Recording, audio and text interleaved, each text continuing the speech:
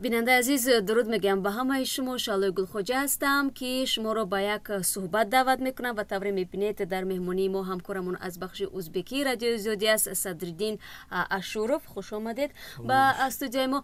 و موضوع صحبت ما با همکارمون در رابطه با اون است که اخیراً در ازبکستان بدرفتاری و بدگفتاری یک مفتیشه که مجبور کرد دو زنی رو که به دزدی متهم شوند در نزد کامرا برهنه شوند، واکنش‌های زیادی رو در اون جامعه برانگیخت و حتی بیرون از ازبکستان هم سر و صدای زیادی رو به پا کرد. و طبعا شما خبر دارید ما در این باره در برنامه خبری هم گزارش داده بودیم و در آزادی ویدیو یوتیوب هم این نوار گذاشته شده است و ما خبر یافتیم که در این قضیه گردش نوی به وجود آمد. چی چیزی تازه هست؟ گردش نوی از اون عبارت است که هوای افیسری میلیسیا در ازبکستان، افسری شعبه کارهای داخلی شهر کتقرغان ولایت سمرقند از کار گرفته شد.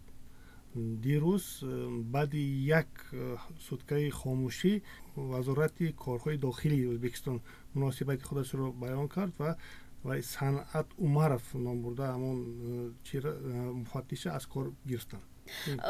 خب ما فهمیدیم که مثلا بعضی از کاربران شبکه‌های اجتماعی و بیشتری ساکنان ازبکستان حتی استعفای بعضی از رهبران مقامات را طلب کردند، درست است؟ بله، این واقعه در شبکه‌های اجتماعی یک ترکیش رو پیدا کرد و حالانکه در آنجا نوشتند که این ناموس ملت رو پایمال کرد، ناموس خلق رو، ناموس زنان رو پایمال کرد. این ناموس همه یک گویا که ازبکستان رو پایمال کرد و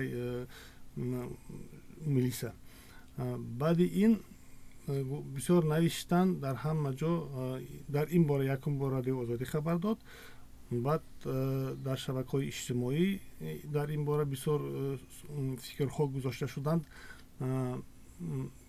کمیته زنهای ازبکستان در این باره پوزیسیون خودش رو و موقع خودش رو بیان کرد. رئیس کمیته زنها تنزیل نوربای و گفت که این واقعه با کارهای با MVD داخل ندارد. این کار یک همون میلیسا است. بعد این در همون فیسبوک باز نوشتن گرفتن که تو نادرست گفته این کاری MVD هست. مثلا ما طلب میکنیم که سردار MVD از استعفا دهد، سردار همین کارهای داخلی ولایت سمرقند استعفا دهد. لیکن بعد ساعتهای 12 شب بعد برآمده گفت که این چیزا رو ما با کنترل میگیریم، با نظارت میگیریم، اونجا میریم با وای زندک ما یاردم میرسونیم، چی از دستمون هست میکنیم، در سود خوی را ما حمایه میکنیم. همین خیلی گپ ها شد.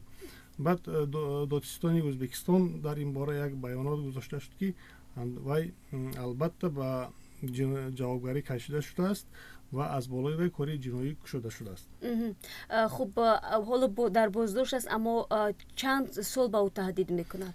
در ماده کودکس جنایت ازبکستان 206 ماده یکمش جریمه، بعد تا 3 سال، بعد تا 3 سال تا 5 سال گفته شده است. لیکن اینا گفته ایستادن که در همون شبکه‌های اجتماعی این میلیساها با همون جریمه از همین خلاص شده برآمده میرود و در وایها یک ایشان چنیست که مثلا این با جوابگاری سخت کشیده شود. یعنی در گذشته همین گونه حالت‌ها بودن تجربه؟ همین خیلی حالت‌ها از بالای زن نیو مثلا با آزادی معلوم شدگیش در همین هفته آخرین باید 2 حالت شد. در ولایت قشقدریا